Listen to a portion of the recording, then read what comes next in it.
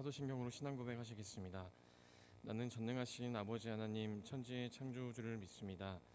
나는 그의 유일하신 아들 우리 주 예수 그리스도를 믿습니다. 그는 성령으로 잉태되어 동정녀 마리아에게서 나시고 본디오 빌라도에게 고난을 받아 십자가에 못 박혀 죽으시고 장사된 지 사흘 만에 죽은 자 가운데서 다시 살아나셨으며 하늘에 오르시어 전능하신 아버지 하나님 우편에 앉아 계시다가 거기로부터 살아있는 자와 죽은 자를 심판하러 오십니다. 나는 성령을 믿으며 거룩한 공교회와 성도의 교제와 죄를 용서받는 것과 몸의 부활과 영생을 믿습니다. 아멘. 찬송가 260장 함께 찬양하도록 하겠습니다. 찬송가 260장 함께 찬양하도록 하겠습니다.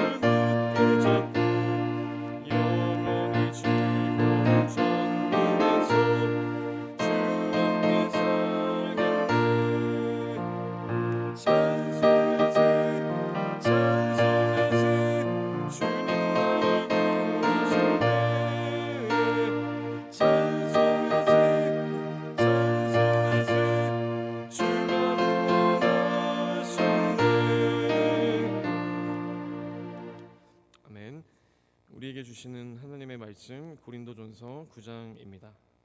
고린도전서 9장 13절에서 18절까지의 말씀입니다. 고린도전서 9장 13절에서 18절까지의 말씀입니다.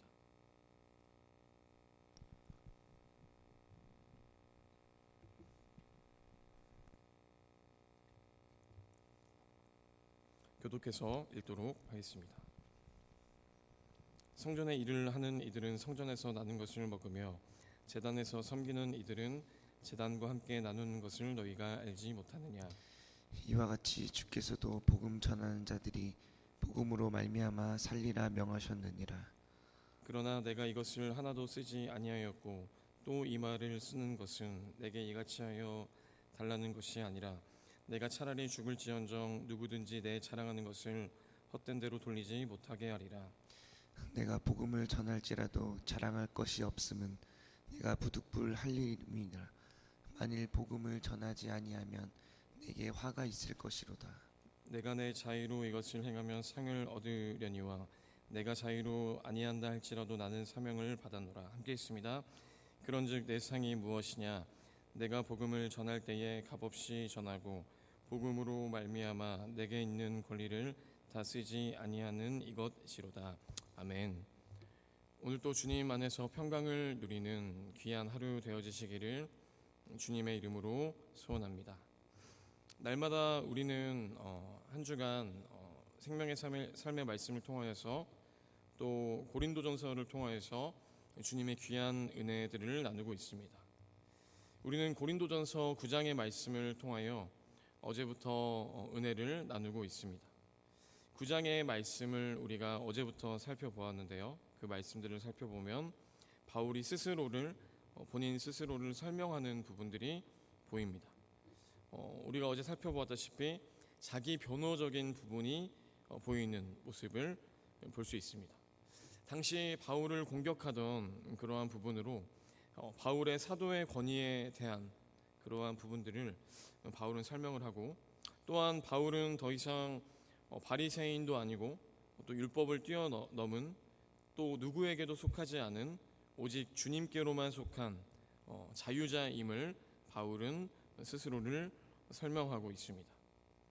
그래서 또한 예수 그리스도로 말미암은 사도의 권위를 받은 그러한 부여받은 자로서 자신을 공격하는 자들을 향하여서 내가 이러한 존재이다라고 설명하고 있는 부분이 바로 9장의 말씀인 것입니다. 여러 가지로 오해받을 수 있는 자신을 향한 변호의 모습, 또한 올바른 이해를 위한 설명하는 그러한 장이 바로 오늘 우리가 읽어보는 9장의 말씀인 것입니다. 이는 어떤 자기의 유익을 위해서 자기의 어떠한 자기의 이익을 위해서 변호하는 그러한 모습이 아니라 예수 그리스도를 전함에 있어서 어떠한 거리낌도 없게 하려는 그러한 바울의 그러한 목적을 위하여서 오늘의 말씀이 쓰여졌다라는 것입니다. 그래서 바울은 12절에서 12절을 살펴보면 복음을 위해 어떠한 거리낌도 있기를 원하지 않았습니다. 그것은 오직 예수 그리스도의 복음을 전하기 위해서였다라는 것입니다. 바울이 이렇게 정말 예수 그리스도의 복음을 위해서 너무나 많은 자신의 권리들을 내려놓았습니다. 그러한 모든 권리들을 내려놓을 수 있었던 그러한 배경은 사실은 그가 종말론적인 삶을 살아갔기 때문에 그렇습니다. 예수님께서 지금 나와 함께 하신다는 그러한 확신, 그리고 그런 예수님께서 곧 우리에게 오실 것이다 라는 그러한 확신을 통하여서 바울은 정말 자기가 가지고 있는 모든 자신의 유익들을 내려놓고 또 그래서 예수 그리스도를 전하는 것을 최우선의 삶으로 살아갔습니다. 바울은 금방이라도 예수님께서 자신이 살아있을 적에 곧 오실 것이라 생각했습니다. 그러나 여전히 우리는 예수님의 그 재림을 기다리며 살아갑니다. 바울이 예상한 시간보다 조금은 더 우리는 예수님을 기다리고 있습니다. 그러나 모든 것을 내려놓고 예수님을 선포한 바울로 인하여서 이 땅에 수많은 교회가 온 열방에 세워지며 또 예수님의 십자가와 부활을 수많은 이들이 믿게 되고 경험하게 되어지는 그러한 사건이 바울을 통하여 시작되었습니다. 예수님의 제자들과 바울은 수많은 부침과 고난을 겪었지만 결국 그들을 통하여 온 땅에 예수님이 선포되었다라는 것입니다. 그리고 또 바울이 위대한 점은 바울이 기록한 이러한 서신서 등으로 인하여서 예수 그리스도가 우리에게 어떠한 분인지를 우리는 바울을 통하여서 더욱 상세하게 알게 되었습니다. 이러한 배경으로 인하여서 바울은 예수님을 온 땅에 선포하고 그리고 자신의 유익들을 내려놓는 부분들을 우리는 말씀을 통해서 확인해 볼 수 있을 것입니다. 보통의 사람들이 말하는 자기 변호, 나를 옹호하는 모습은 사실은 스스로 자기를 위한 것이 많습니다. 내가 나의 잘못을 숨기려고, 내가 잘못한 것을 들키지 않으려고 그렇게 자기 변호를 하는 경우가 있지만, 바울이 오늘 말씀에서 이야기하는 자기의 변호는 그 자기 스스로를, 본인 스스로를 위한 그러한 변호가 아니라 예수 그리스도를 위하는 것이었습니다. 주님의 그 복음을 전하는 것에 있어서 전혀 거리낌 없이 자유롭게 주님의 그 복음을 전하기 위해서 바울은 9장에서 길게 자기의 변호를 하는 모습을 볼 수 있습니다. 바울은 정말 효율적인 사람이었습니다. 본질적이지 않은 어떠한 다른 거리낌으로 인하여서 복음이 선포되고 교회가 세워지는 것에 그러한 일들이 지연되어서는 안 되었습니다. 바울은 본질을 위하는 일, 그리스도의 복음을 위하는 일에 비본질적인 요소는 과감히 제해버리는 사람이 바로 바울이었다라는 것입니다. 오늘 말씀에서도 같은 연장선으로 바울은 사역하는 자 그리고 재정에 관한 그러한 관계성에 대해서 이야기를 하고 있습니다. 오늘의 9장 13절에서 18절부터 살펴보면 복음을 전하는 자들과 그들이 받는 살해에 대한 그 관계, 재정에 대한 관계, 그리고 그러한 관계에 대한 바울 자신의 개인적인 의지가 담겨있는 본문이 바로 오늘의 말씀입니다. 그래서 오늘 말씀 15절부터 우리가 보게 되어지면 바울이 마치 자비량 사역을 지지하는 것처럼 보입니다. 15절을 보면 차라리 죽을지언정 자신은 어떤 자랑도 어떠한 권리도 행사하지 않겠다라고 바울은 말하죠. 그리고 또 16절을 보면 바울은 복음을 전하는 것이 당연한 자신의 사명으로 깨닫고 있습니다. 우리가 16절을 우리가 조금 더 쉽게 이해해보자면 살아있는 모든 사람은 모두가 호흡을 하고 숨을 쉽니다. 우리가 숨을 쉬고 싶지 않아도 살아있다면 내뱉는 것이 당연한 것이 우리의 숨, 우리의 호흡일 것입니다. 우리가 호흡을 멈추면 우리의 생명은 끝이 나게 될 것입니다. 바울에게 있어서 예수님을 전하는 복음 전파의 이 사명은 마치 사람이 호흡하는 것과도 같습니다.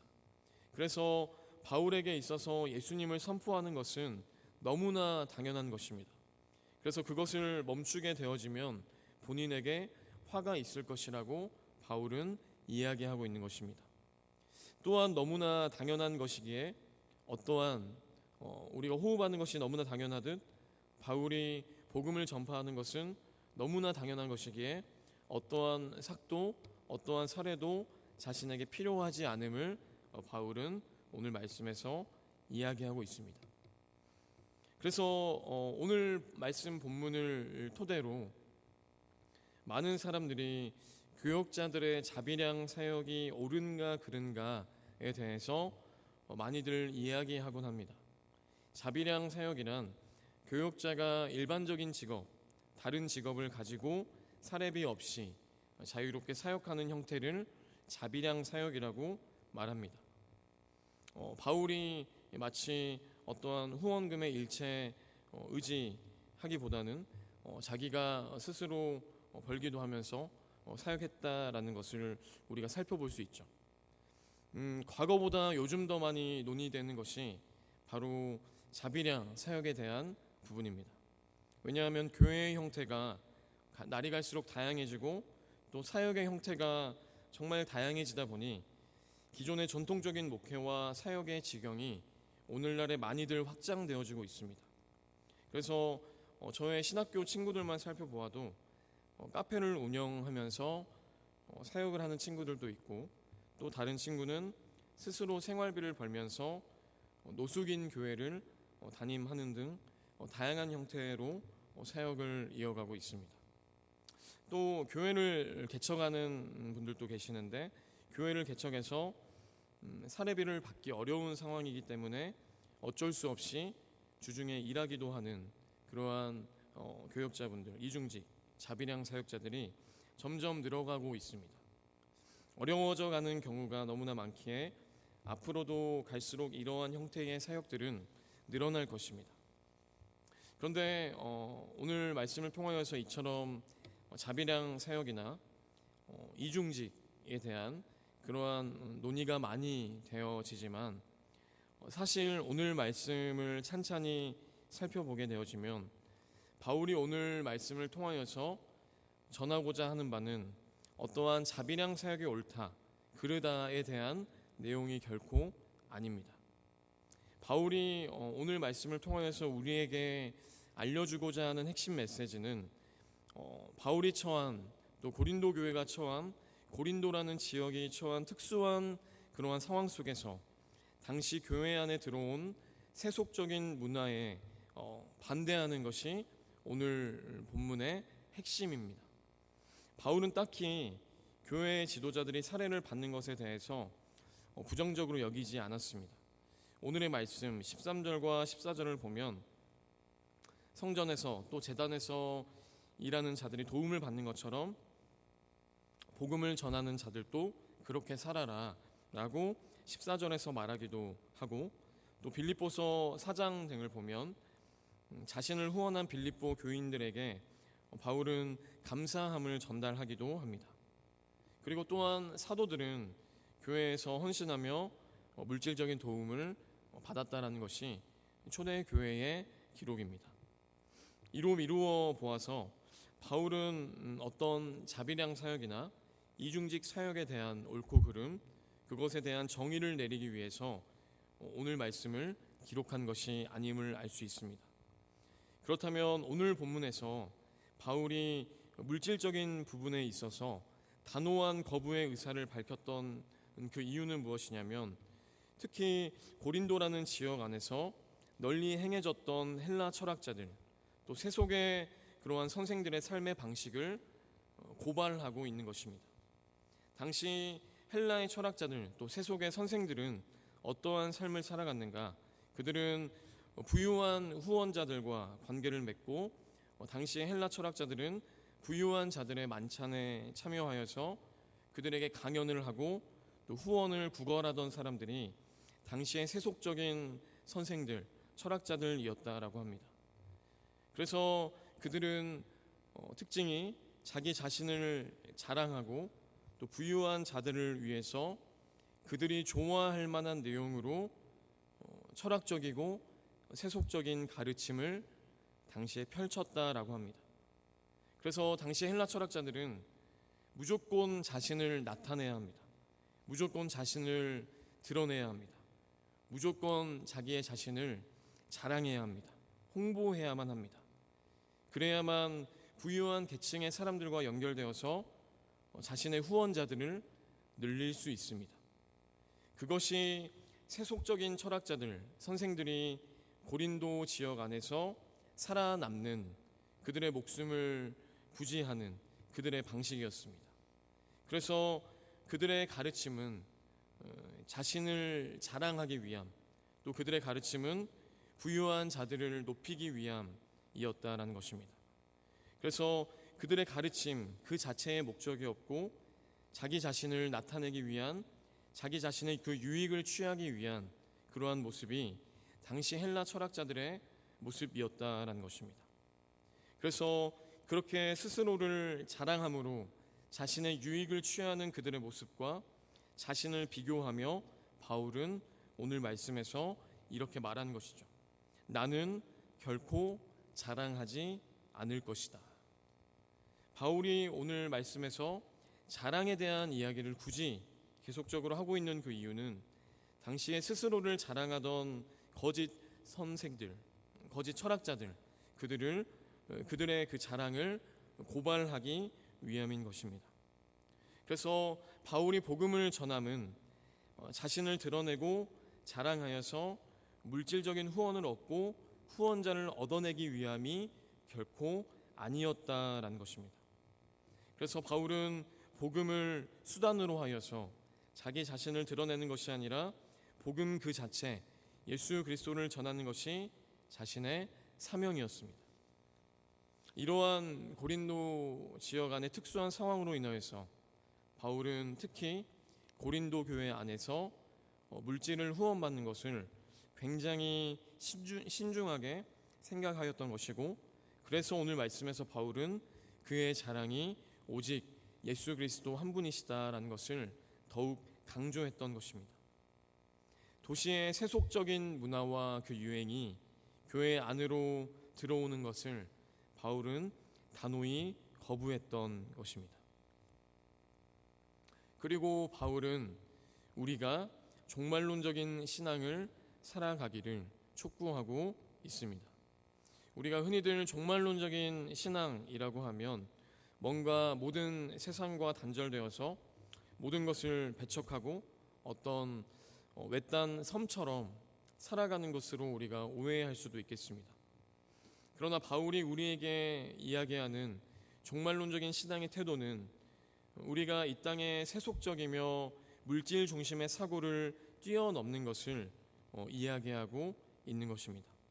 그리고 오히려 종말론적인 신앙은 무엇이냐면 우리가 오히려 이 땅의 영혼들과 영혼들의 그 아픔과 연약함을 외면하지 않고 그들의 삶 가운데로 우리가 오히려 적극적으로 공감하고 참여함으로 그들에게 좋은 소식, 곧 복음을 전하는 것이 종말론적인 신앙의 참된 모습인 것임을 바울은 자신의 삶으로 우리에게 알려주고 있는 것입니다.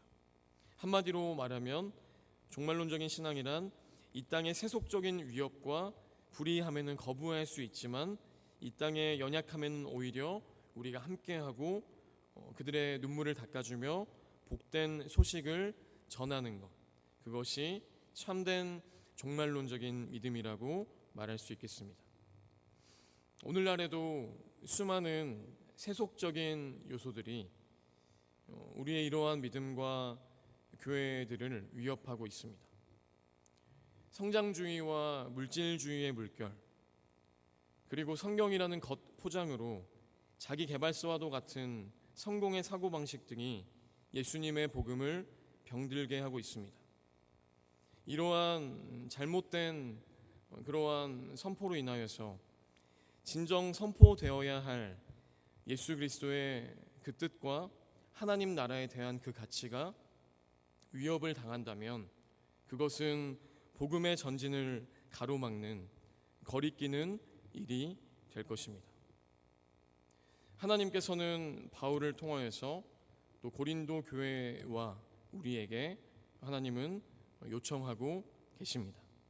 물질이 아닌 예수 그리스도를 위한 삶, 나의 자랑이 아닌 복음 그 자체를 위해서 살아가는 우리의 삶, 우리가 정말 세속적인 위협과 불의함에는 거부하며 이 땅의 연약함과 아파하고 있는 영혼들에게는 주님의 복음을 전하며 나아가는 삶, 그러한 삶을 주님께서는 우리에게 요청하고 계십니다.